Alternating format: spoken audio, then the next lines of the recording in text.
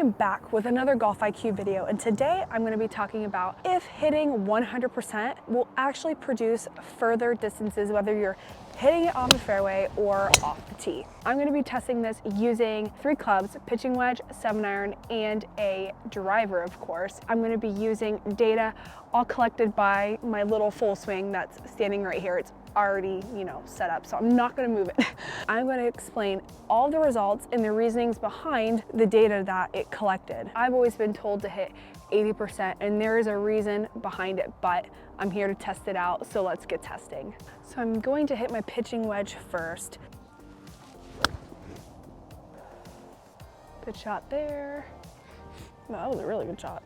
Into the wind, chilly day, 50 degrees. With the wind, probably feels like freaking 45, I don't know. Nice little shot there again too. Very consistent. I hit that one a little thin, but hey, it's a part of the game, right? Now I'm gonna hit 100%. Let's not blow me back out.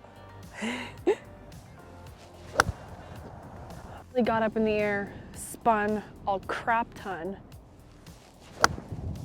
The thin shot, got stuck in the air, and went nowhere. Now, I'm gonna really try and stay down on this one because I think I was coming up on it just a little bit, which is why I was hitting it like a groove thin. Yeah, there you go. And it went the same exact distance as the 80% swing. That's crazy, right? Now I have a 7-iron in my hand. 1 down, 2 to go.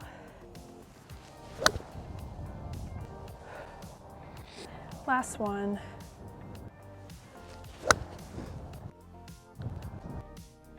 The ball was a little thin, but now comes 100%. I have a feeling that it's not going to do as well as the 80%. It went nowhere.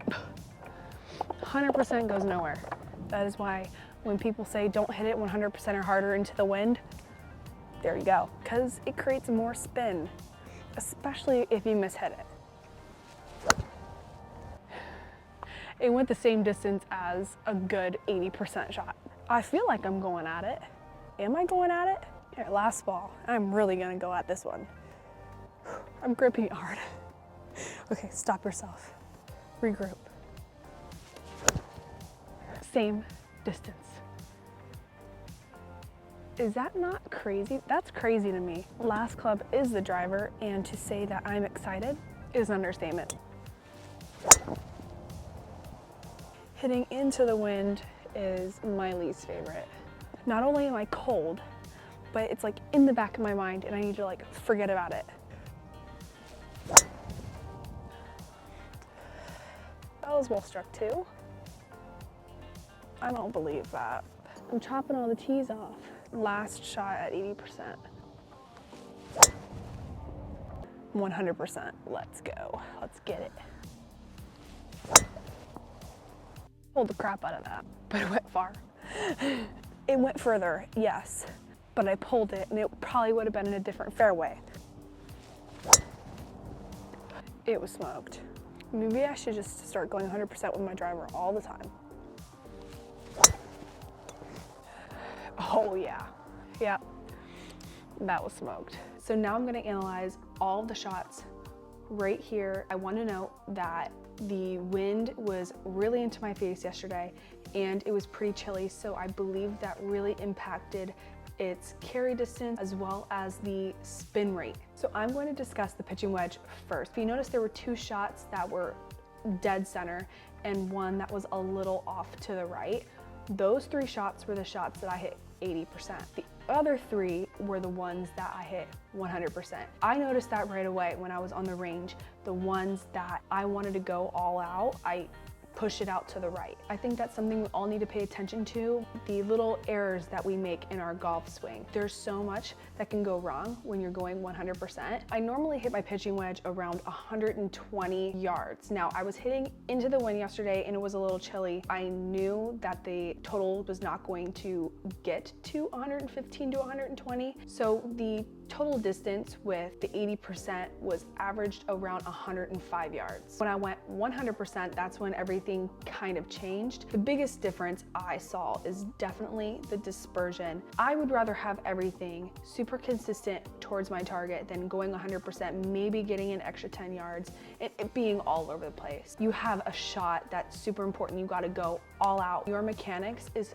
so important because when you tense up, you kind of forget about everything else and the important parts, such as swaying, moving your head, you know, all those little things that impact a ball's flight and your contact. Next, I'm gonna move on to the 7-iron. Everything is super similar, so I'm kind of shocked looking at this. The average total distance with the 80% was about 144 yards, which makes sense because I was hitting into the wind. Normally I carry my 7-iron around 145 to 150. Going all out, yes, the total increase, and it was average about 4 yards more, about 148 yards. And just like the pitching wedge, when I went all out, the consistency was lacking. I hit a bigger draw and it was off my target further to the left. I hit a draw, so it's not that big of a deal, but it's just like missing a green. So I would rather hit the green than have a chip shot and get extra yards.